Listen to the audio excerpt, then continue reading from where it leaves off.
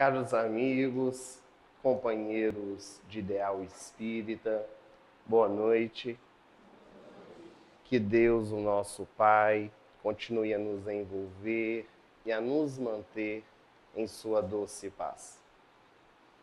Jesus, em seu Evangelho, vai nos narrar famosa parábola que gostaríamos de iniciar as nossas reflexões na noite de hoje. O reino dos céus é comparado a um pai de família que saiu a assalariar trabalhadores para a sua vinha.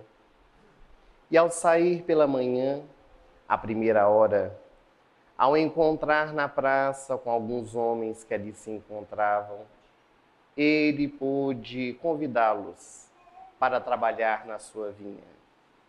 E depois trabalhar na minha vinha, porque ao final do dia eu lhes pagarei um denário. E aqueles homens foram trabalhar. À terceira hora, quando o pai de família novamente passou pelo mesmo local, ele percebeu que outros homens ali estavam. E logo lhes disse: mas o que fazeis aqui? Aqui estamos, porque ninguém nos assalariou. Eu vos convido, ide trabalhar na minha vinha, e ao final do dia eu vos pagarei o que for justo. E aqueles homens, sem pestanejar, foram trabalhar na vinha do Senhor. O mesmo sucedeu à 9ª hora, à 6ª hora do dia, e na 10ª hora. Às 17 horas, quando o dia estava quase se findando, o pai de família encontrou outros trabalhadores na praça, sem trabalharem. E pelo mesmo motivo, porque ninguém os havia assalariado, logo que foram convidados ao trabalho, eles foram.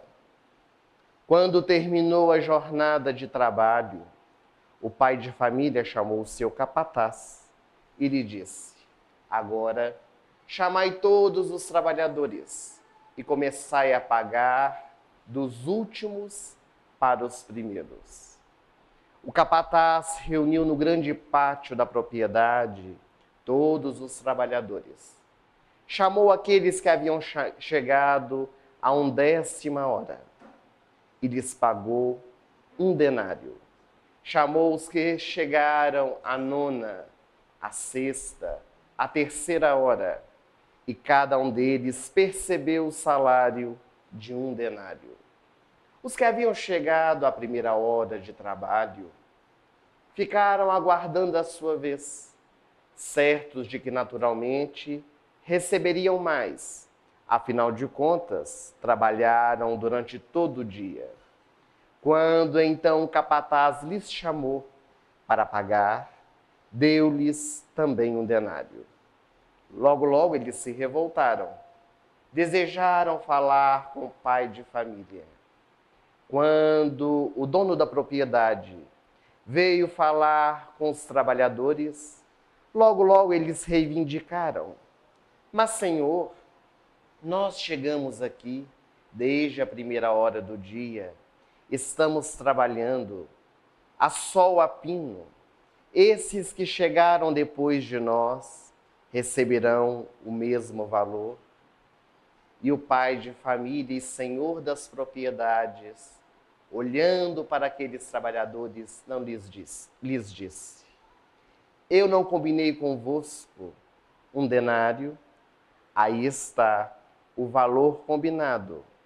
Por acaso a mim não cabe pagar aos outros o que melhor me aprouver? Eu vos digo que os últimos serão os primeiros. E assim termina Jesus a parábola dos trabalhadores da última hora. Essa parábola, ela possui uma profunda consonância com o tema da noite de hoje, os discípulos de ontem e de hoje. Porque numa análise simbólica dos trabalhadores da última hora, na parábola que Jesus nos contou há mais de 2000 anos, nós vamos encontrar na simbologia a figura do dono das propriedades como sendo o nosso Pai, aquele que coordena tudo que existe no universo. A vinha, na simbologia do nosso planeta terrestre, o capataz, Jesus, o governador espiritual do nosso planeta, e os diversos trabalhadores, nas diversas horas, todos nós, aqueles que em determinado momento somos convidados a trabalhar na vinha.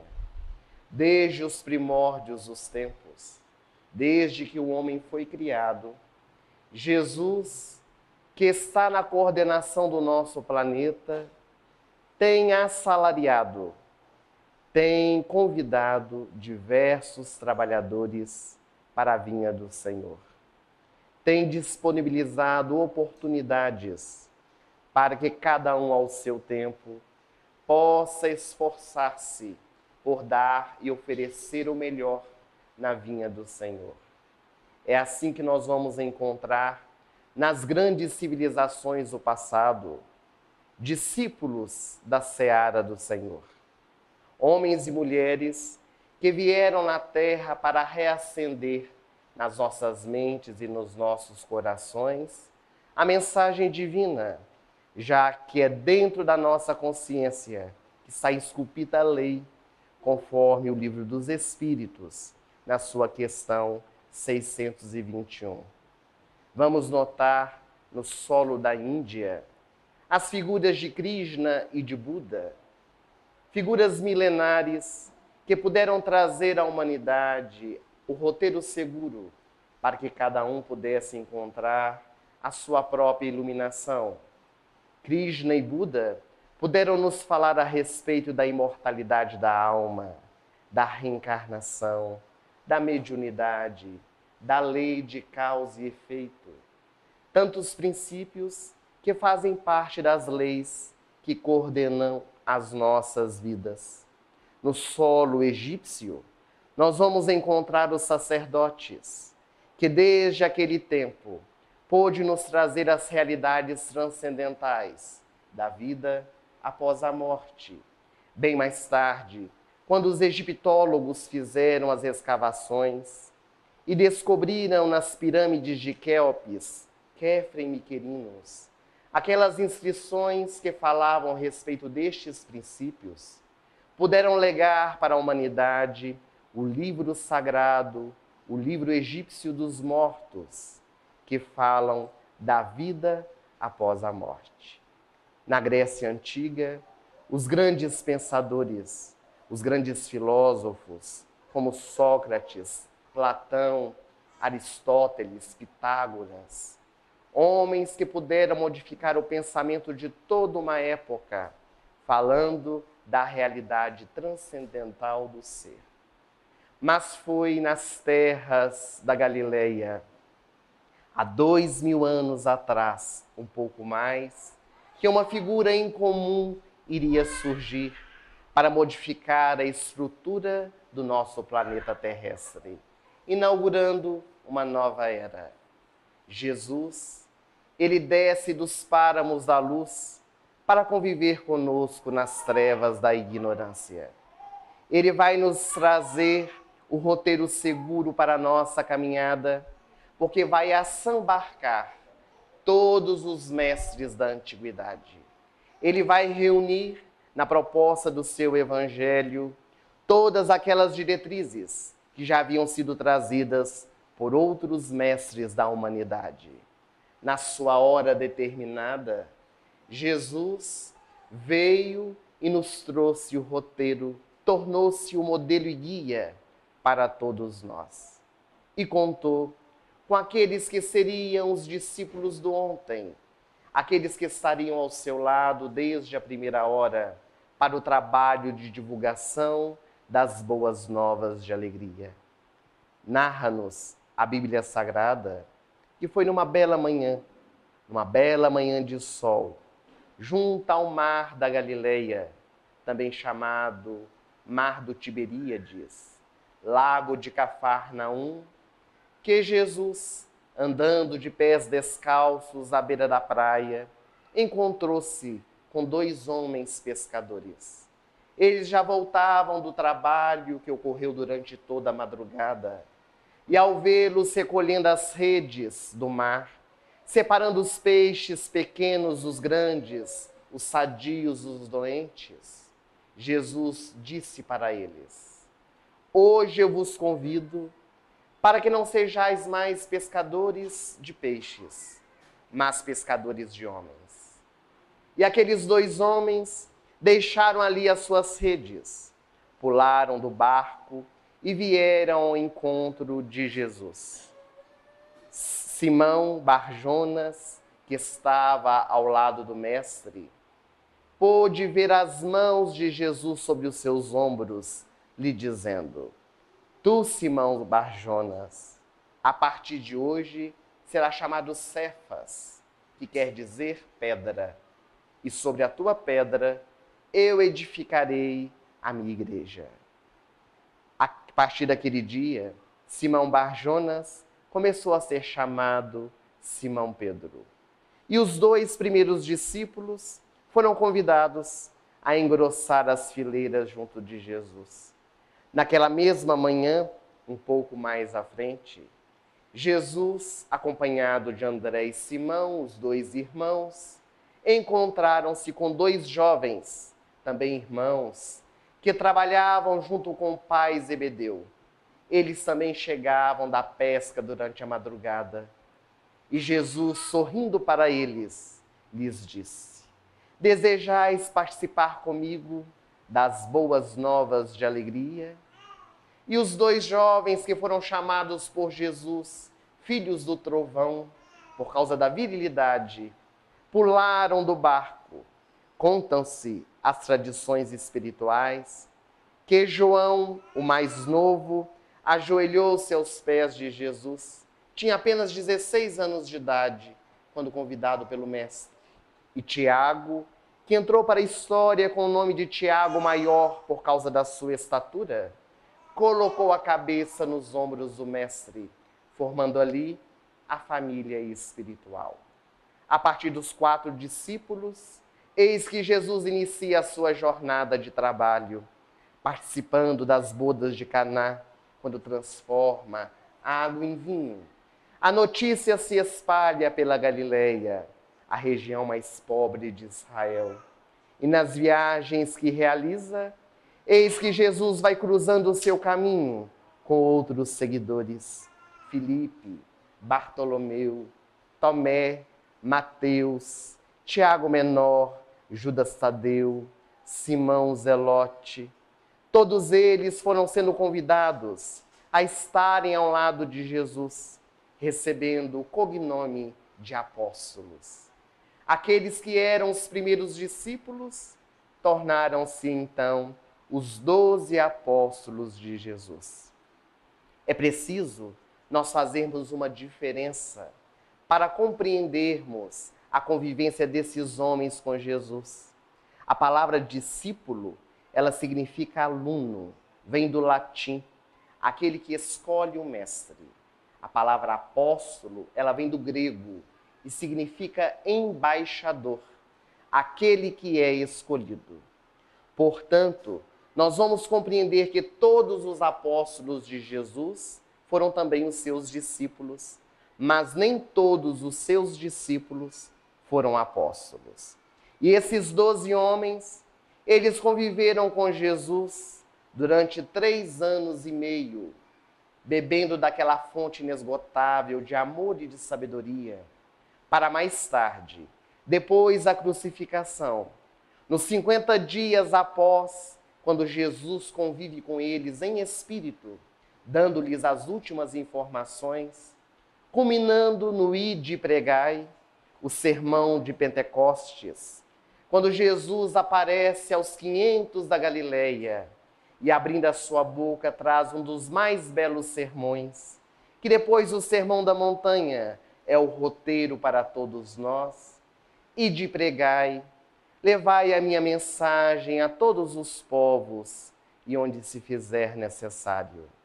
Não levai convosco nem ouro, nem prata e nem bronze, somente o necessário para o caminho. Quando entrardes em uma cidade, procurai uma casa que seja digna para vos hospedar. Mas se por acaso aquela casa ou as pessoas da cidade não vos receberem bem, batei ali o pó das vossas sandálias e segui adiante. Porque eu vos envio como ovelhas em meio aos lobos. Sede prudentes como as serpentes, mansos como as pombas.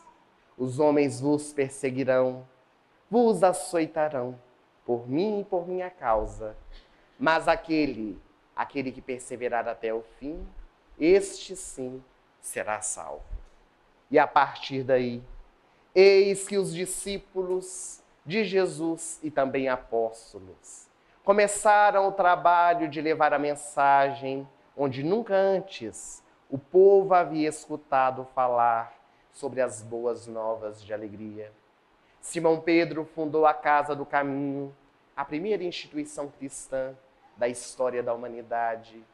E os primeiros discípulos, os discípulos de ontem, puderam oferecer a própria vida por amor a Jesus. Porque a profecia do Mestre se cumprira. Todos aqueles primeiros trabalhadores, eles entregariam a própria vida por amor ao Evangelho. A começar de Tiago Maior, o apóstolo, que foi levado à morte através de uma espada que trespassou seu coração. Até João, que não sofrera o martírio, fora o último a morrer dos apóstolos, mas que dedicara a sua vida totalmente para a divulgação do Evangelho. Os discípulos do ontem puderam legar para todos nós grandes exemplos, grandes mensagens. Mas a proposta do Evangelho, ela vai prosseguir. Vai prosseguir encontrando guarida em tantos corações. Até que no século III, quando o Império Romano ainda dominava o mundo, o Império Romano era dividido em tetrarquias. Uma delas era dirigida por Constantino. E ele iria realizar uma grande guerra contra Maxêncio. Um dia antes da guerra, eis que Constantino teve um sonho. Ele sonhou que se colocasse no peito dos seus soldados uma cruz vermelha desenhada ou costurada, os soldados iriam vencer a guerra. Quando ele acorda pela manhã assustado, ele manda todos os guardas colocarem a cruz, a insígnia vermelha no peito. E na Ponte Milvia, quando há a grande guerra, Constantino vence Maxêncio. E ele acredita que tenha sido em virtude daquela cruz colocada ao peito. Naqueles dias, o símbolo do cristianismo era o peixe. O peixe que era o símbolo da fartura, da mesa, da união, da família. Mas a partir de Constantino, quando venceu a guerra, ele desejou que aquela doutrina trazida por Jesus, porque ele correlacionou aquela cruz colocada no peito com a cruz que Jesus havia sido crucificado, como símbolo daqueles seguidores. E a sua esposa e a sua mãe, a esposa e mãe de Constantino, saíram a viajar, fundando templos religiosos com a cruz do lado de fora. Foi assim que surgiu a Igreja Católica Apostólica Romana, que seria uma das religiões do cristianismo, seria a religião adotada pelo Império Romano. Os anos vão se dobrar. No século V, a Igreja terá o poder em suas mãos de tal forma que vão trazer à humanidade grandes dores e sofrimentos. Porque foi a partir do século V até o século XV, 10 séculos, que a Terra vivenciou a chamada Idade das Trevas, quando vivenciamos a terrível Inquisição e as Cruzadas. Vários trabalhadores da segunda, da sexta hora, da nona hora, vieram para poder trazer de volta o Evangelho de Jesus. Mas o Evangelho estava perdido, porque todos estavam se voltando para as riquezas, para o poder material, esquecendo dos valores do Espírito. Jesus, preocupado com os destinos do planeta terrestre, enviou tantos servidores, como a figura de Francisco de Assis, o pobrezinho de Deus, que nos séculos 12 e 13, através da sua vivência pautada na simplicidade e na humildade, tentou trazer Jesus de volta aos corações católicos, acendendo uma chama fervorosa, fazendo com que vários outros pudessem abraçar a proposta do franciscanismo, ainda hoje existente dentro da sociedade. Também na Espanha surgirá a figura de Santa Teresa d'Ávila de Jesus, que vai criar as Carmelitas Descalças, uma notável mulher que entregou a sua vida a Jesus de tal forma que durante a noite, em desdobramentos espirituais, ela dialogava diretamente com Jesus. Narram os biógrafos de Santa Teresa d'Ávila que certo dia era um dia em que, em Ávila, os céus estavam fechados. Preparava-se para cair uma grande tempestade, mas ela desejava ir visitar uma família que estava muito necessitada. Havia recolhido diversas doações e levaria até o local na zona rural da cidade. Porém, quando saiu do convento, indo em direção ao local, a tempestade começou a cair. E como ela não tinha como se esconder, porque já estava no meio da mata, resolveu seguir adiante. Até que em determinado local da estrada, ela teve que atravessar uma ponte de madeira. Do lado de baixo corria o rio caudaloso, por causa da chuva, a tempestade que caía. E quando foi atravessar, desequilibrou-se e caiu nasquelas águas que estavam correndo lá embaixo. Como não sabia nadar, ela foi levada pela correnteza. Todos os seus alimentos que levava carregando nos braços, tudo aquilo que ela iria doar, foi levado pelas águas. E ela começou a orar para ser salva naquele momento de grande dor. Sendo arrastada pelas águas, eis que ela encontrou um ramo que estava caído no chão. Agarrou-se a ele com dificuldade, conseguiu sair, a chuva continuava a cair.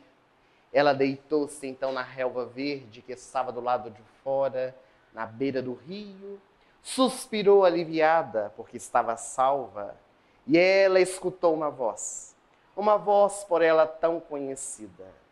Está vendo, Teresa, como eu trato os meus seguidores? E como ela tinha muito bom humor, ela disse: estou vendo, Senhor. É por isso que tem tão poucos servidores. Porque aqueles que servem a Jesus e ao Pai sempre passam pelos desafios, pelos obstáculos, para o próprio crescimento. No século XVI, porém, um homem surge querendo transformar a igreja. E ele é responsável por uma das grandes revoluções religiosas que houve na história, a Reforma Protestante. Surge Martinho Lutero, que vai contra diversos postulados da Igreja Católica, entre eles a venda de indulgências para alcançar o reino dos céus, e criou o protestantismo, que seria uma nova facção dentro do cristianismo, a fim de levar luz aos corações dos fiéis. Porque Martinho Lutero, ele tinha uma proposta extraordinária, que era de colocar nas mãos dos fiéis a Bíblia Sagrada.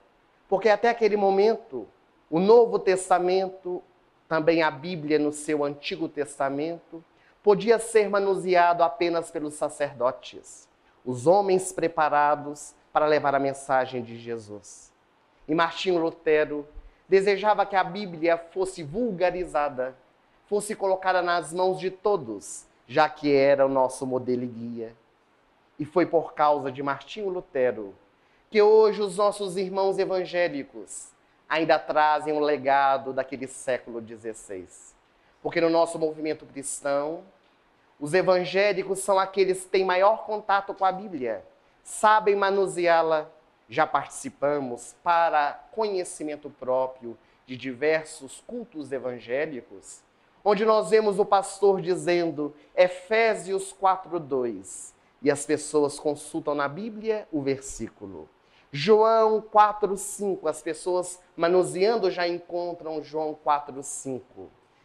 Gálatas 4:2, as pessoas se dirigem ali, enquanto o Espírito está procurando Efésios 4:3, eles já estão no terceiro versículo, porque tem esse legado do manuseio da Bíblia Sagrada. Mas a 10ª hora, a última hora, iria surgir, segundo dizem os benfeitores espirituais, com a chegada no século XIX do Espiritismo. Allan Kardec, ele inaugura a última hora de trabalho, pois que nós, os espíritas, somos chamados pelo Espírito de Verdade, em o Evangelho segundo o Espiritismo, os trabalhadores da última hora. Cada um de nós, ao nosso tempo, somos aqueles que estamos sendo oportunizados por fazer algo, por arregaçarmos as nossas mangas na criação de um mundo melhor. E esses discípulos do passado, que trabalharam no nosso movimento espírita, quanto não puderam nos legar através dos seus exemplos. Porque quando hoje vemos o Centro Espírita Maria Modesta Cravo, cheio como está, o movimento espírita de Campo Grande e de tantas outras cidades do nosso país, nós não podemos imaginar o que sofreram aqueles que foram os primeiros trabalhadores. Os trabalhadores que puderam fazer com que hoje o Espiritismo tivesse dignidade. Quanto lutou o nosso codificador Allan Kardec, numa época em que as pessoas eram tão materialistas, tão voltadas às questões do corpo, esquecendo os valores do espírito. E ele traz uma proposta de renovação. Ele acende a luz da verdade quando codifica as 5 obras da codificação, convidando a tantos outros para engrossar as fileiras de trabalho. Até que no ano de 1865, nas terras brasileiras, na cidade de Salvador, chega o Espiritismo. Através de Luiz Olímpio Teles de Menezes, o jornalista, que quando teve em suas mãos a obra básica, o Livro dos Espíritos, escrito em francês, ele encontrou ali as respostas que buscava para a sua vida e desejou trazer para o Brasil aquelas boas notícias. Através de um jornal, Eco de Além Túmulo, o primeiro jornal espírita do nosso país, ele pôde trazer à tona todas aquelas informações traduzidas ao português, já que naquela época somente os intelectuais falavam francês. E em pouco tempo, o Brasil, que é o coração do mundo, a pátria do Evangelho, tornou-se terra fértil para que o Espiritismo pudesse proliferar.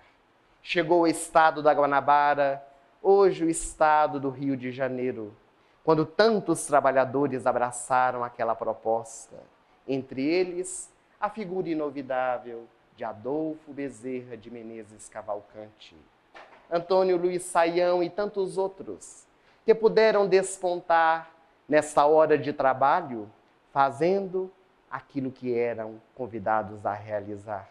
Até naturalmente chegar também nas terras do Mato Grosso do Sul, encontrando guarida em tantos corações, para que hoje nós pudéssemos estar aqui reunidos. Quantos trabalhadores foram aqueles que se esforçaram para que o Evangelho pudesse encontrar consonância nos corações, acendendo a própria luz e iluminando a todos aqueles que estão à sua volta. Nós não poderíamos deixar de citar na noite de hoje, a figura incomparável de Francisco Cândido Xavier. Este homem que foi um divisor para o nosso movimento espírita brasileiro, porque com a sua mediunidade extraordinária, ele pôde trazer ao mundo nada menos do que 432 obras, falando de ciência, de filosofia, de religião, retirando o espírito da letra. Pelas suas mãos, abnegados servidores puderam colocar o Evangelho em prática no nosso dia a dia, trazendo-nos uma realidade que às vezes nós achamos estar tão distante de nós. Chico foi este trabalhador que pôde realmente esforçar-se por acender a própria luz. Porque se hoje ele é considerado o brasileiro do século XX, não foi por causa da sua mediunidade, foi por causa das suas atitudes, pautadas no bem. Alberto Almeida, orador espírita da cidade de Belém do Pará, ele vai nos dizer em uma de suas palestras que a história mais bela de Chico Xavier foi aquela que não foi psicografada. A mais bela história de Chico foi aquela que foi vivenciada e que muitos de nós desconhecemos, que foram as histórias do anonimato, no silêncio das madrugadas, depois as psicografias realizadas em Pedro Leopoldo, em Uberaba, e ele foi em busca dos infortúnios ocultos, daqueles que eram os mais sofredores, estendendo a sua mão.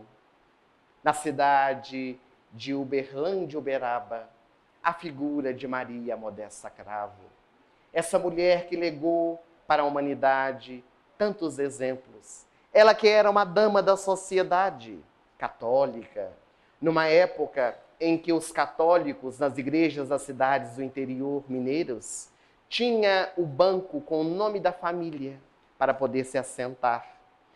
Para nós termos uma ideia, o aniversário de Maria Modesto Cravo era comemorado pela cidade, porque ela era casada com um homem muito rico, possuidora de diversos bens. Mas começou a ter uma problemática de saúde.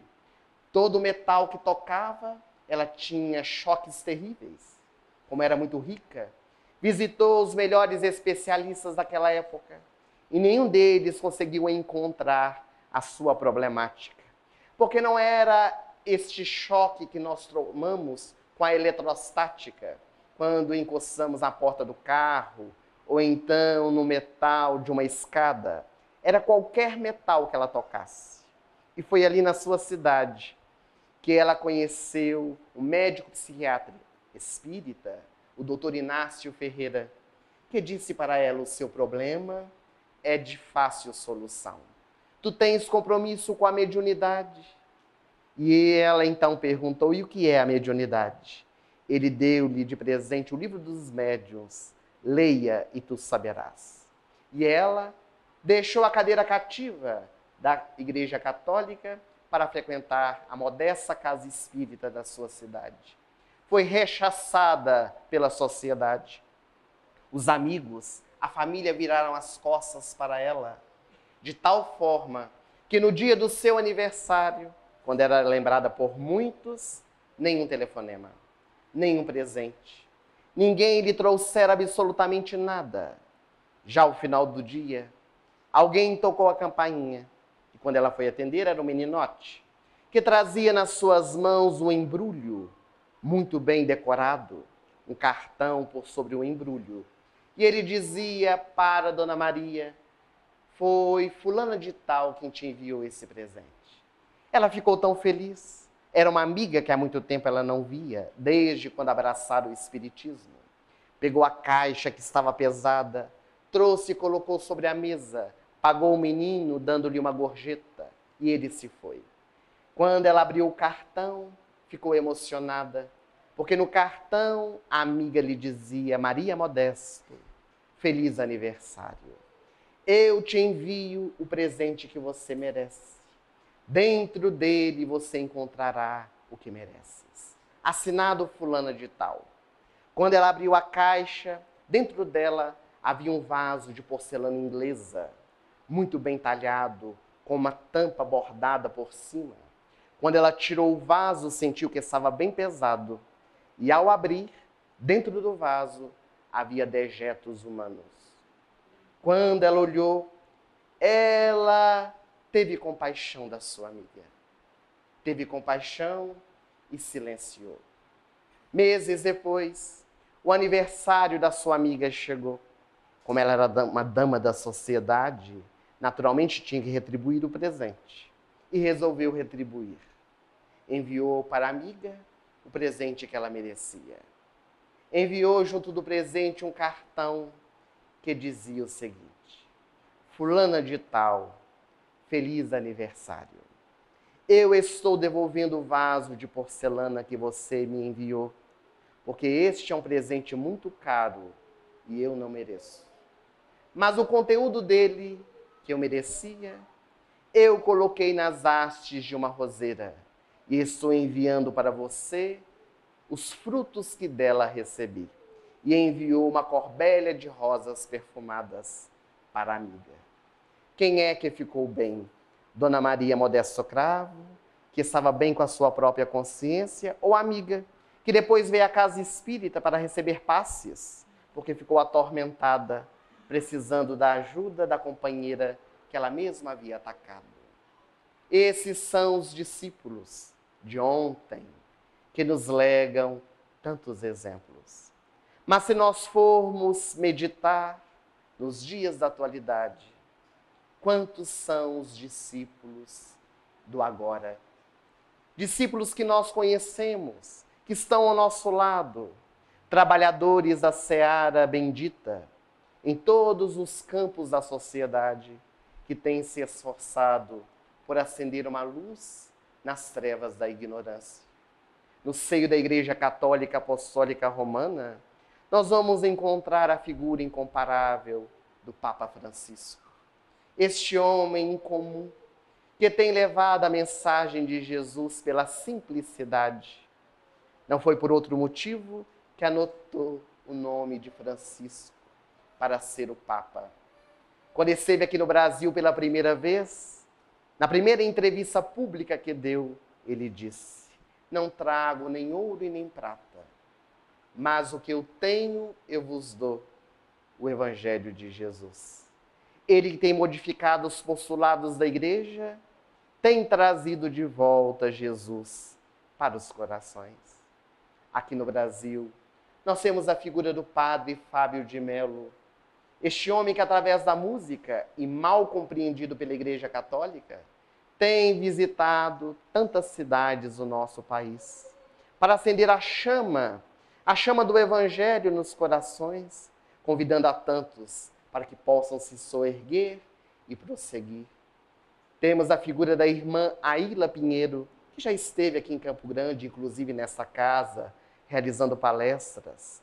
Essa freira que teve a audácia, a coragem, de poder realizar palestras em casas espíritas, quebrando o sectarismo religioso, essa ideia de que nós somos inimigos.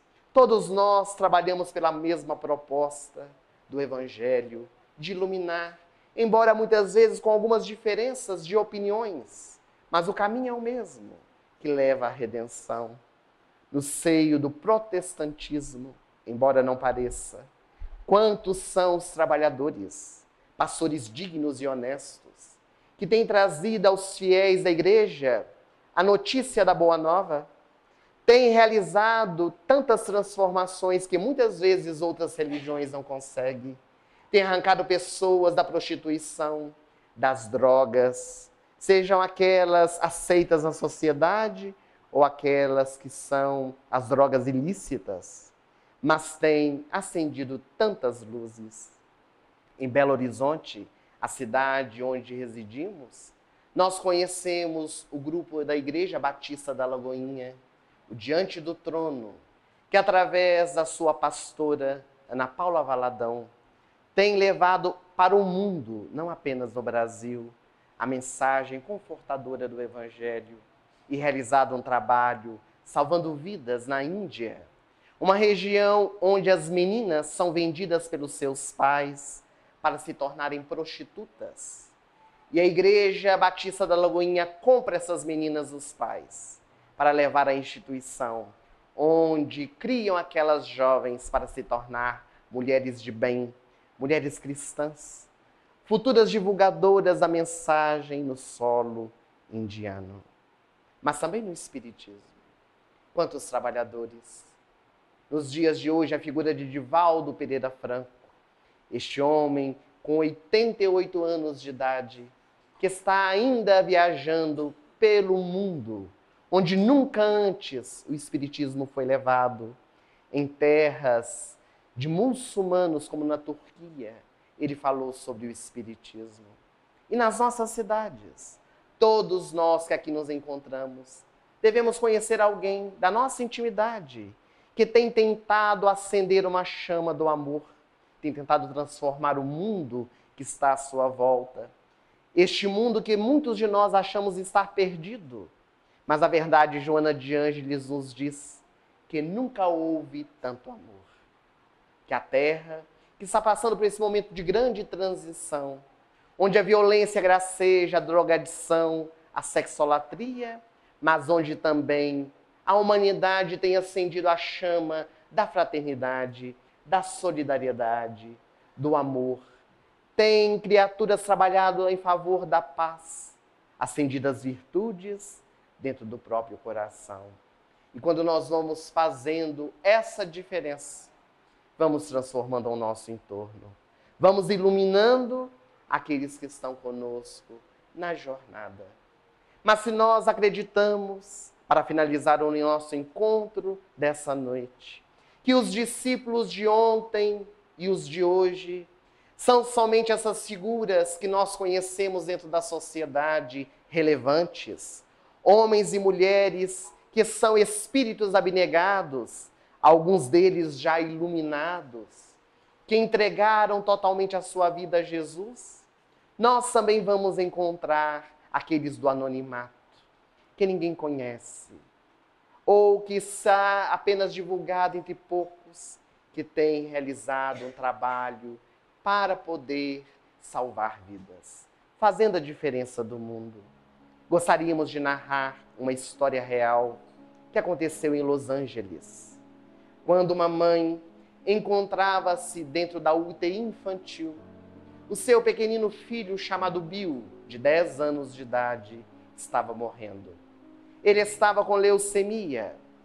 A sua mãe havia dedicado tudo aquilo que o dinheiro podia trazer benefícios para que seu filho ficasse curado. Ele já havia submetido a cirurgia, havia já tomado plasma, feito tudo aquilo que a medicina poderia oferecer. Mas o médico, quando foi visitá-la, disse para a mãe, atormentada, por ver o seu filho cada dia definhando mais: pela nossa experiência médica, o seu filho não sobreviverá.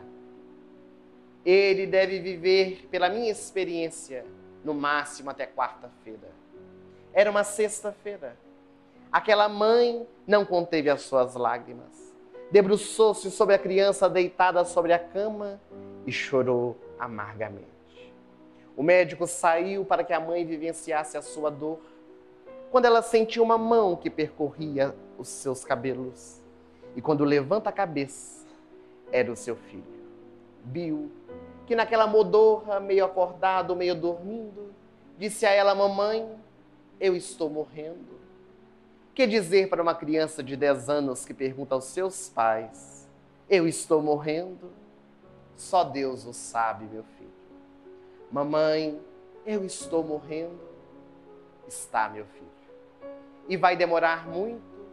Não sei. Vai demorar muito, mamãe? Não, vai demorar muito pouco, meu filho. Foi o que disse o médico. Ah, mamãe, que pena. Que pena que não vou viver, porque eu queria ser bombeiro voluntário. Eu queria apagar incêndios em nossa cidade aqui em Los Angeles. Eu queria salvar vidas. A mãe, que já havia enxugado as lágrimas, voltou a chorar copiosamente. O seu filho de 10 anos de idade, que poderia ter tantos sonhos, o único sonho que ele tinha era ser bombeiro, salvar vidas. E ali chorando, ela teve um insight, uma inspiração, depois de realizar uma oração. Foi correndo ao telefone público daquele hospital, ligou para o comandante da corporação de bombeiros, pediu para falar com ele, contou-lhe a história do seu filho Bill e lhe disse: o senhor poderia mandar um bombeiro para vir despedir do meu filho? Ele está morrendo. O comandante parou alguns minutos e disse: eu posso fazer um pouco mais. Eu posso mandar o bombeiro, mas posso fazer algo mais. E o que o senhor pode fazer pelo meu filho? Eu posso transformá-lo no bombeiro. Sexta-feira que vem, nós vamos ter aqui na corporação uma formatura de novos bombeiros. E eu posso fazer do seu filho um bombeiro voluntário. Mas o senhor faria isso por nós? É claro que faria. A senhora sabe as medidas do seu filho de cor? Ela sabia, ditou ao telefone. Estava entusiasmada quando parou e disse: mas, comandante, sexta-feira que vem o meu filho não estará vivo. Então a senhora volte à UTI e diga a Bill que o comandante está ordenando que ele viva. Ele não quer ser bombeiro, ele tem que viver para ser um. Ela desligou o telefone e foi correndo.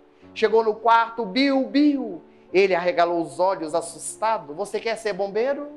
É o que eu mais quero. Então viva, meu filho. Viva até sexta-feira que vem, que você será um bombeiro voluntário de Los Angeles. Ninguém sabe explicar. É o milagre da vida. Ele jogou na corrente sanguínea o necessário, as enzimas, que lhe trouxe bem-estar. E teve uma sensível melhora.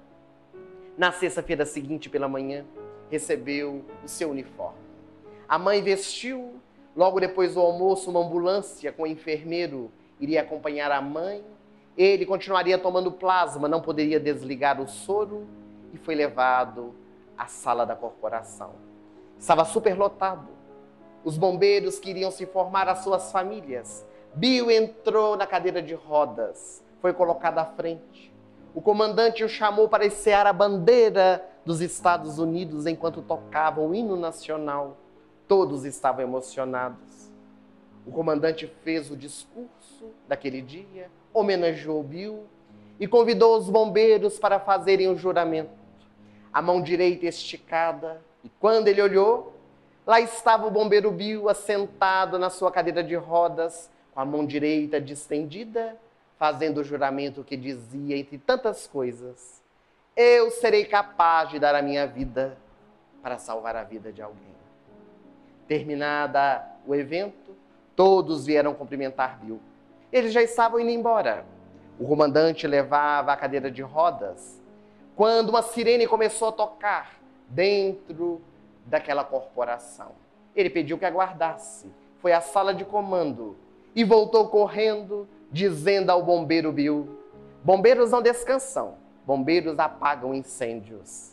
A mãe olhou assustada, ele piscou para ela. Não era um incêndio de grandes proporções.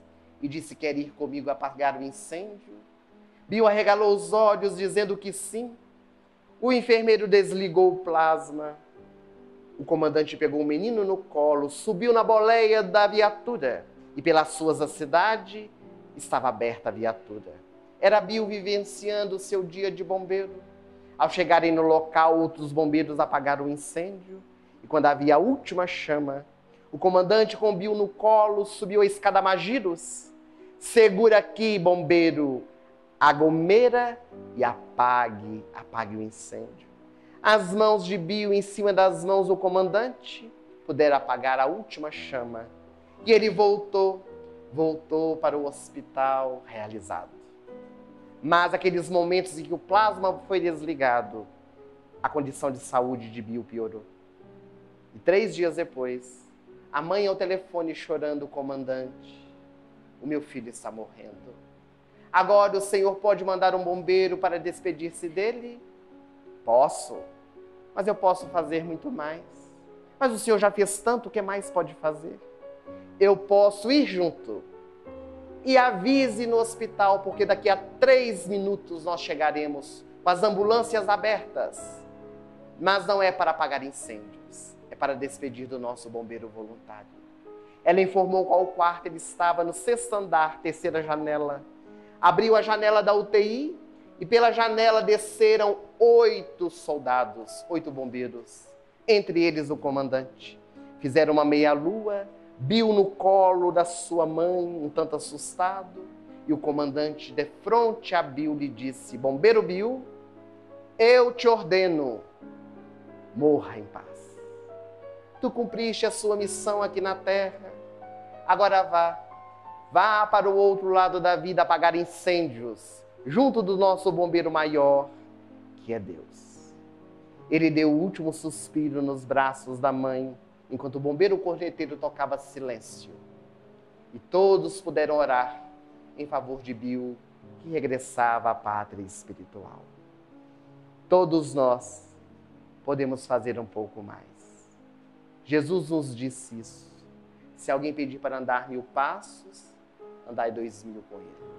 Se alguém te pedir a túnica, dê-lhe também o manto. E assim, nós nos tornaremos, conforme diz Emmanuel, pelas mãos de Chico Xavier, os discípulos da Boa Nova.